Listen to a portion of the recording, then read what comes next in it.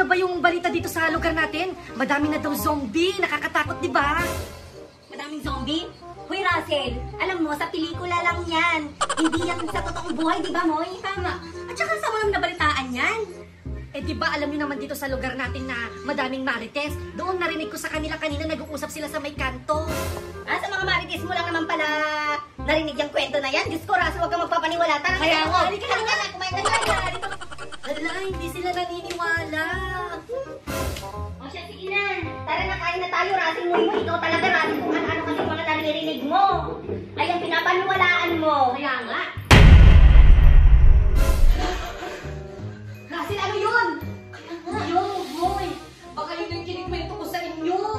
Di ba daming zombie? Oo. Silipin mo nga. Silipin natin tatlo. Tara. Sige, wait lang.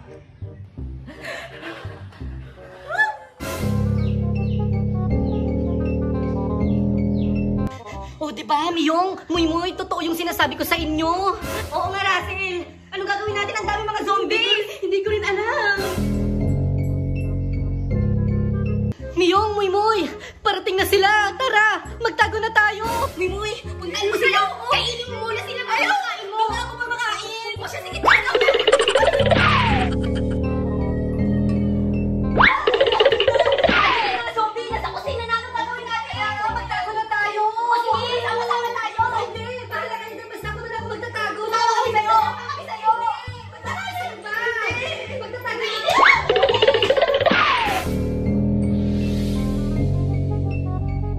Guys, silipin natin yung mga zombie. sige. Hoy! Tingnan mo yung isa, oh. Ang tangkad. Patingin ako. Dali, ayan siya. Ay, oo, ang pogi niya. Ang pogi niya! Piling ko mapapakalat ako. Ako din! Ako na lang!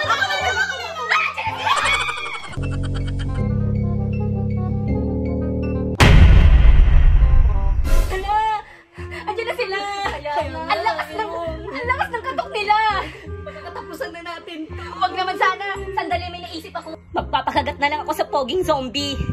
Tapos, pag nandun na ako sa labas at kinakagat na nila ako, lumabas na kayo.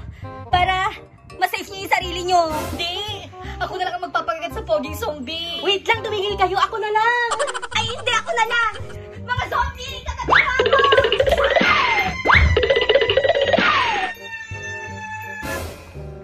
Hala, kinain na si Miyong. Tara, tagpo na tayo habang kinakain siya. Sige, tara na.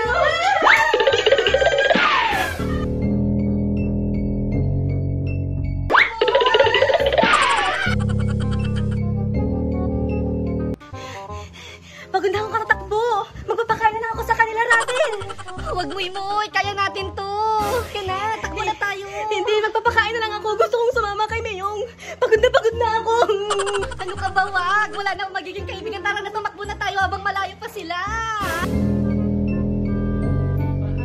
Ako talaga. Gusto ko na magpakain sa kanila, Russell. O sige, bahala ka na nga. Magpakain ka na dyan.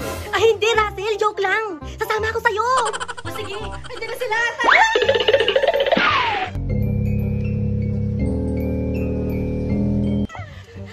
Teka. Ano? Di ba yun yung poging kumain kay Romeo? Oo nga, siya nga. O sige, magpapakain na lang din ako. Diyan ka na. Kainin niyo na ako!